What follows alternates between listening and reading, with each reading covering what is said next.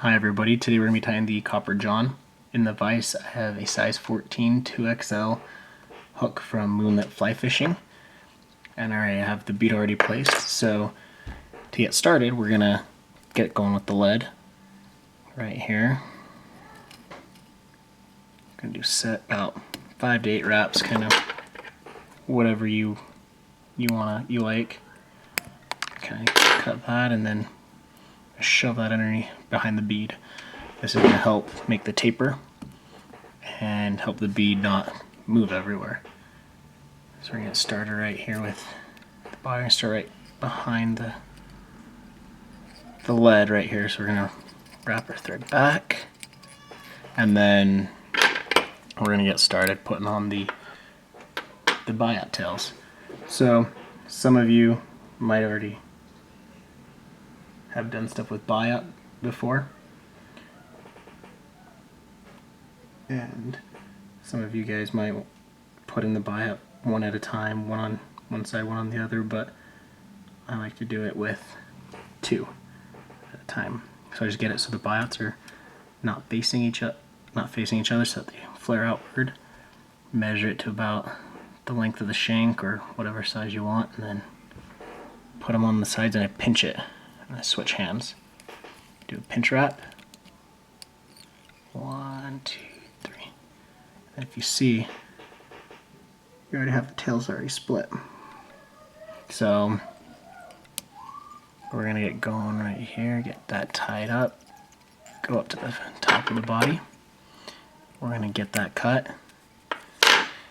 And so right here now we're gonna add our lead, actually our copper wire right here. This is what's gonna create the body. And then afterwards we're gonna work on a taper. So I like to start underneath it and go behind like this. And it kind of helps create a more natural looking body to do that. And then kind of just tie back. Okay, like so. So now let's get started working on the body and going over the lid a little bit.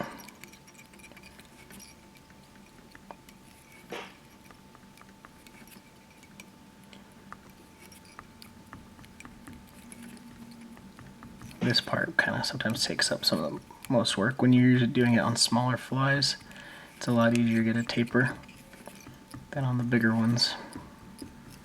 Okay, so bring my thread forward, and I'm going to start with the wire.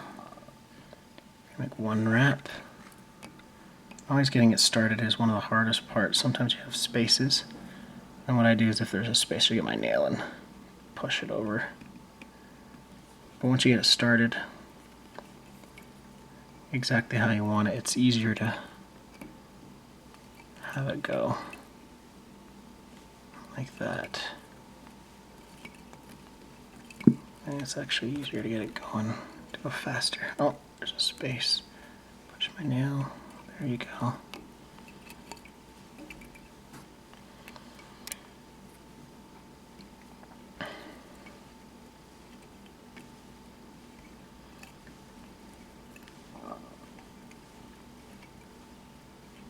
And if you find out that the taper wasn't good enough, like right there, I'm finding out, you can just always wrap backwards.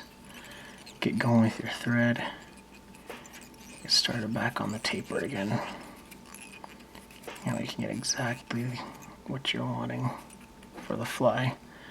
Everybody has their own preference on what they like and don't like for the taper.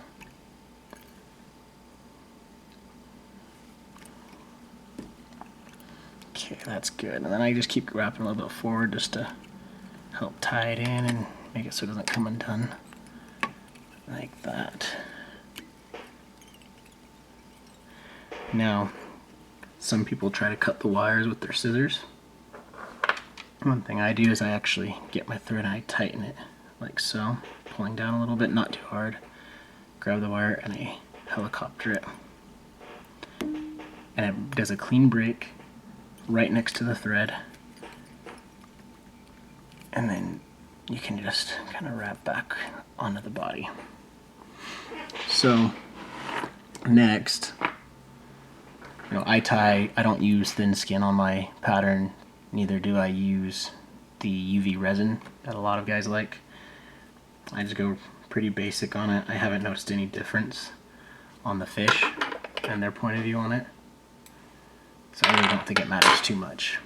But I'm just going to get the holographic tinsel right here, or pearlescent Flashabou, whatever it is you guys like to use, to make a shiny wing case. Gonna wrap back on it. Measure size. Go pull it back.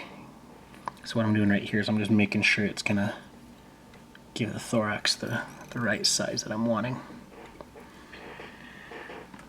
Next, I'm gonna tie in my peacock herl. And so right here, I'm gonna pull that back a little bit and I'm gonna just tie in the peacock herl. Kind of work on the body a little bit. So one thing I like to do with my peacock herl actually is I like to create a peacock herl rope. So I get my hackle pliers and I pinch it and get them all together. And I pinch it right at the top like that. Then I'll spin it. So I'll bring it down and I'll spin it clockwise. And that'll help create a strong rope. As you can see, the twists are starting there. And that'll help flare out the peacock herl. And it'll also make it strong, because sometimes, I'm sure a lot of you guys have had problems with peacock herl breaking. This helps it so it doesn't. So now I'm gonna just tie it off.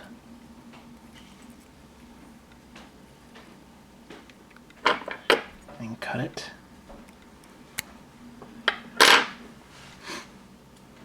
And we're gonna pull over the Flashabou right here. It's kind of like that. And tie that off as well.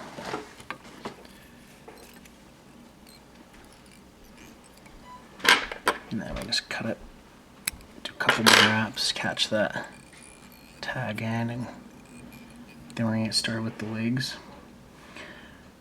On the legs, I like to use partridge feathers for the legs. And so I'll grab a clump about yay big, peel it off. And I like to start on the far side because it's just the harder one to do. And you want your legs to kind of go to about halfway, between halfway to the end of the body, but not the tail. So what I do is I just grab it with both hands and I just do a loose wrap and then tight wrap after. Then I adjust it and I'll trim it. Then I'll do the same for the other side. I'll just grab the other side from the legs. That way, you know, I have an even amount and it looks good. Pull them out and then pull them. Like so. And get it to where I want it. Pinch it down. Do a loose wrap. And just do a couple tight ones after. And I'll adjust it, move it to where I need in case it moved while I was tying, and cut it off the tag end. So now I'm just kind of belling up part of the head of the fly and making sure there's no more tag ends in. And I'm going to do a whip finish. So every time I whip finish, you'll see me take my wax. I'll actually wax the thread. This helps it so it'll be a smooth transition into to a knot, and actually makes your knot stronger. So 1, 2,